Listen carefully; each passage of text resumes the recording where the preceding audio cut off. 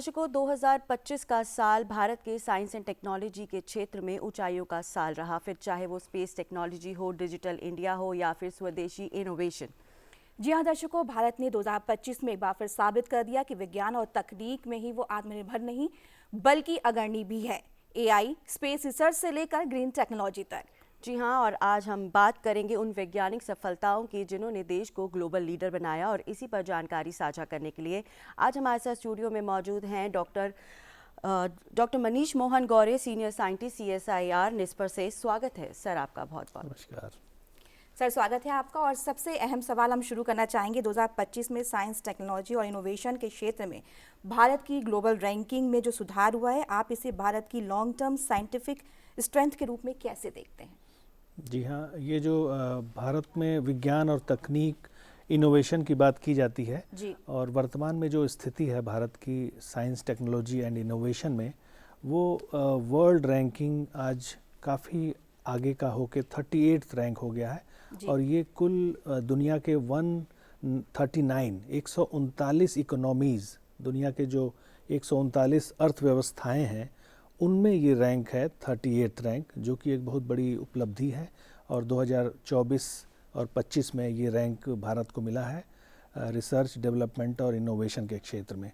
और जो world organisation है वाइपो, जिसे कहते हैं वर्ल्ड इंटेलेक्चुअल प्रॉपर्टी ऑर्गेनाइजेशन, ये इस तरह की जो ग्लोबल इनोवेशन इंडेक्स है उसकी रैंकिंग को तय करता है। और भारत में जो पिछले 10-15 वर्षों में रिसर्च, टेक्नोलॉजी और इनोवेशन के क्षेत्र में जो विकास हुआ है, जो प्रगति हुई है, जैसे कि अभी हम बात करें artificial intelligence, quantum computing, semiconductor mission और इन तमाम क्षेत्रों में, स्पेस टेक्नोलॉजी में भारत ने जो पिछले दशक में उपलब्धियां हासिल की हैं, जो काम किया है रिसर्च के मामले में, उसके आधार पे ये रैंकिंग तय की जाती है।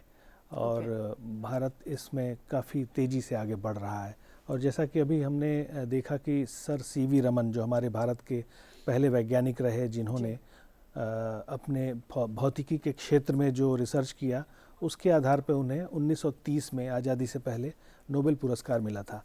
तो उनका एक बहुत ही रोचक कथन है जो बच्चों और युवा वैज्ञानिकों के लिए काफ़ी प्रेरणादायक है कि प्रकृति में चारों तरफ जो कुछ भी हमें सराउंडिंग में अपने दिखाई देता है, उसी में कहीं ना कहीं विज्ञान और इनोवेशन छिपा होता है, जिसे खोज के हमें मानव सेवा के लिए और देश की, समाज की प्रगति के लिए उस इनोवेशन का लाभ जनता तक पहुंचाना होता है। तो उन्होंने कहा था कि युवा विद्यार्थियों को कि प्रकृति में चारों तरफ देखो, अवलोकन करो और खुद को प्रयोगशाला में कैद कर लो और रिसर्च करो।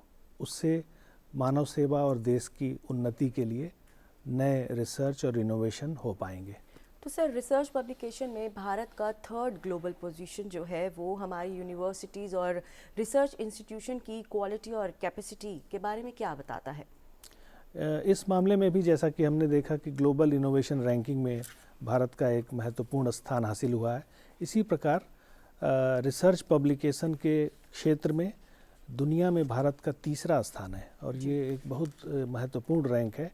और ये 2020 से लगातार ये जो 3rd रैंक है वो भारत के नाम दर्ज हो रहा है। और 2010 और उसके बाद के वर्षों में ये रैंक थोड़ा पीछे था, लेकिन 2020 के बाद से 3रे स्थान पे पूरी दुनिया में भारत है। इसके अंदर जो 2010 में अगर हम आंकड़े की बात करें तो करीब 60,000 research papers science, technology, engineering में पब्लिश हुए थे। और 2020 का आंकड़ा अगर हम उठाएं तो 1,49,123 रिसर्च पेपर पब्लिश हुए हैं। और यही नहीं, इसके अलावा जो PhD हैं, PhD जो अवार्ड किए जाते हैं भारत के विश्वविद्यालयों में, उसमें साइंस इंजीनियरिंग में जो PhD दी जाती है, उस मामले में भी भारत का 3रा स्थान है पूरी दुनिया में। तो यहाँ एक सवाल ये भी कि research, development and innovation scheme को private sector LED and R&D ecosystem के लिए गेम चेंजर माना जा रहा है। आप इसे किस तरह से देखते हैं?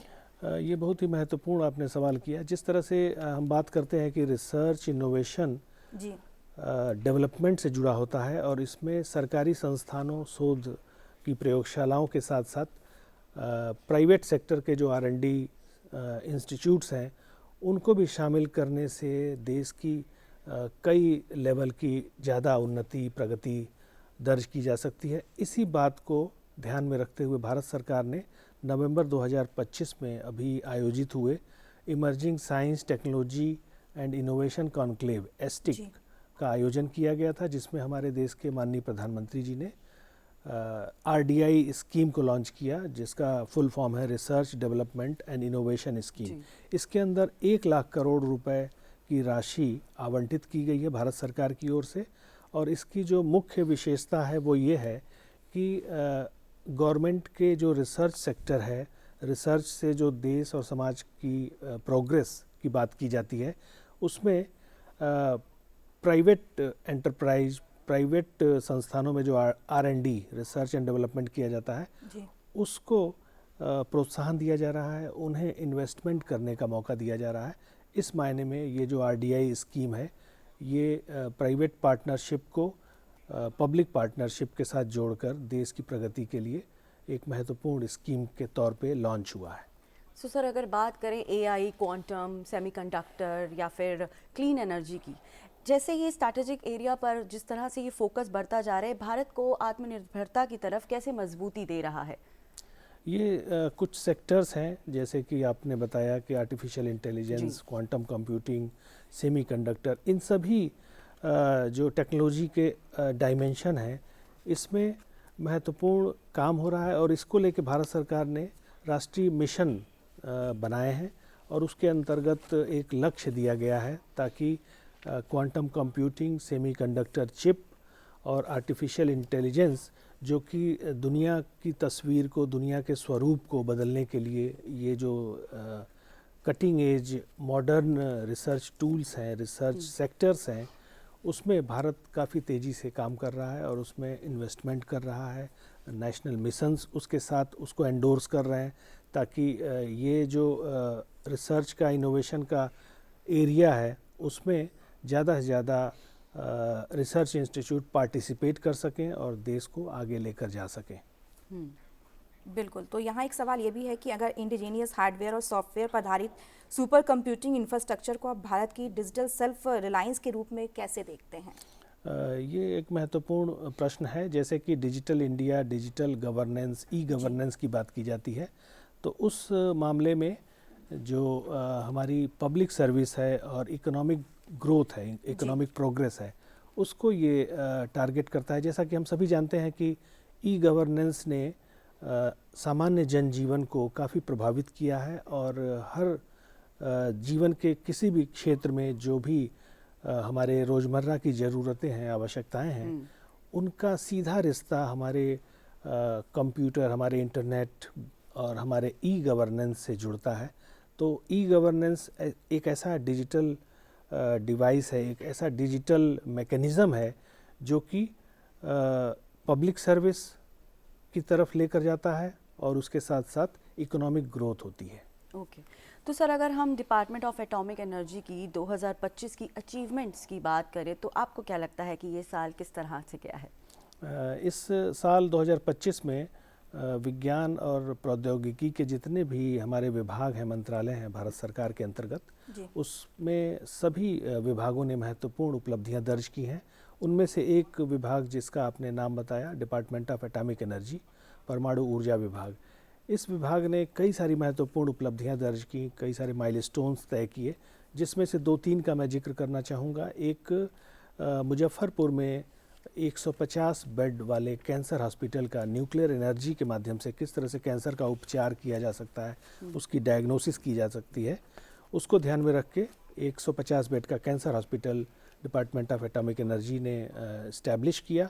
इसके अलावा एक प्राइड स्कीम है, portable radio isotope identifier device. ये एयरपोर्ट और बंदरगाहों पे न्यूक्लियर पावर, न्यूक्लियर एनर्जी का प्रयोग करके वहाँ डिटेक्शन के लिए और जो कुछ सामग्रियाँ विदेश से आयातित होती हैं या निर्यात की जाती हैं, उनकी जांच के लिए एक डिवाइस के तौर पे, आइडेंटिफायर के तौर पे प्रयोग किया जाता है।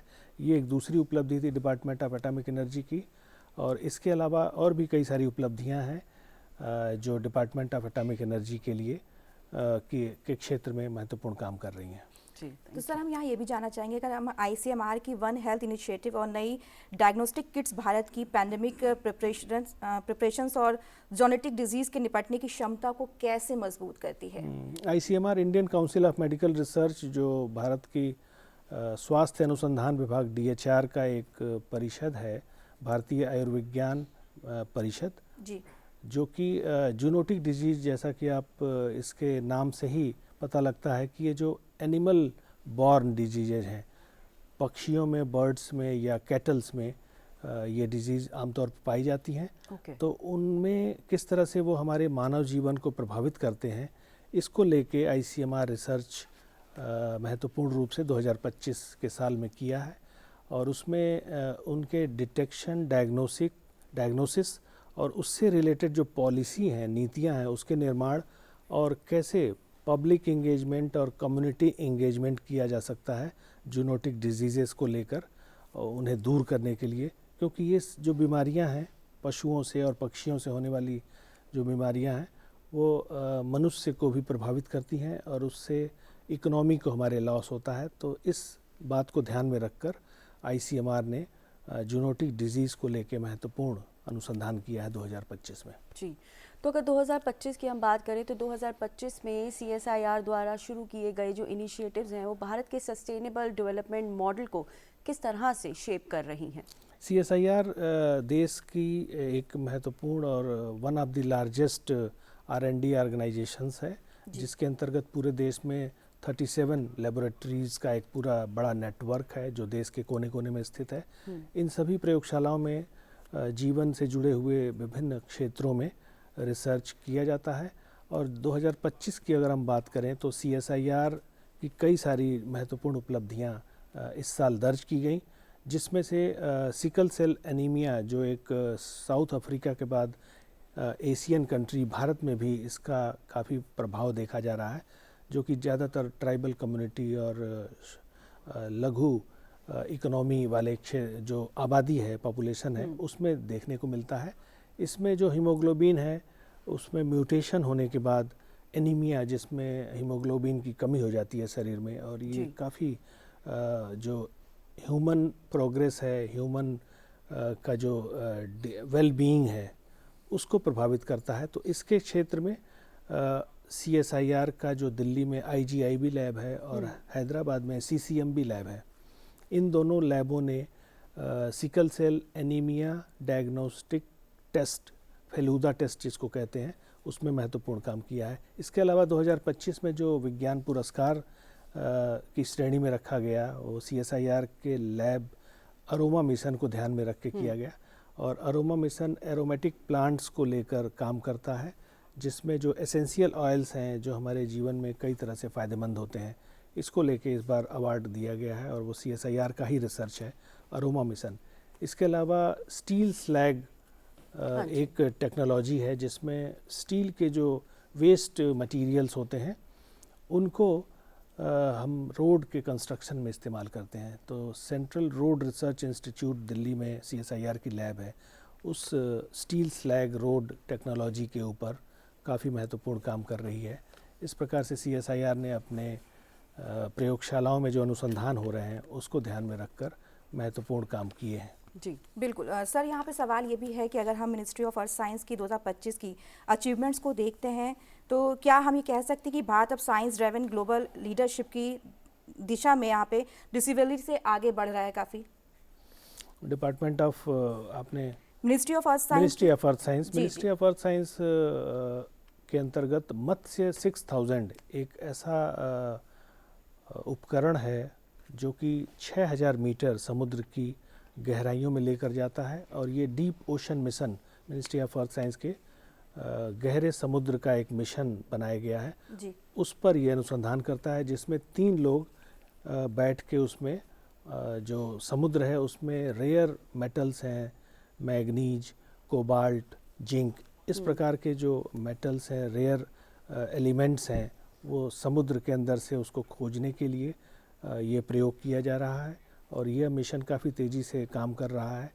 और डीप ओशन मिशन के अंतर्गत इसके अलावा जो वेदर फोरकास्टिंग है, वो भी मौसम का पूर्वानुमान, मिनिस्ट्री ऑफ अर्थ साइंस के अंदर एक इंडिया मेट्रोलॉजिकल डिपार्टमेंट है IMD, जी। वो वेदर फोरकास्टिंग को लेके काफ़ी काम करता है और सचेत ऐप चक्रवात और बाढ़ इस तरह के जो इमीडिएट कैलामिटीज़ होते हैं उसको ध्यान में रख के सचेत ऐप का भी विकास किया गया है। ओके, तो 2025 में science and technology milestone India श्रम पर जानकारी साझा करने के लिए डॉक्टर मनीष मोहन गौरे, सीनियर साइंटिस्ट CSIR निस्पर से आपका बहुत बहुत शुक्रिया आज DD मॉर्निंग शो में आने के लिए और महत्वपूर्ण जानकारी साझा करने के लिए। Thank you so much.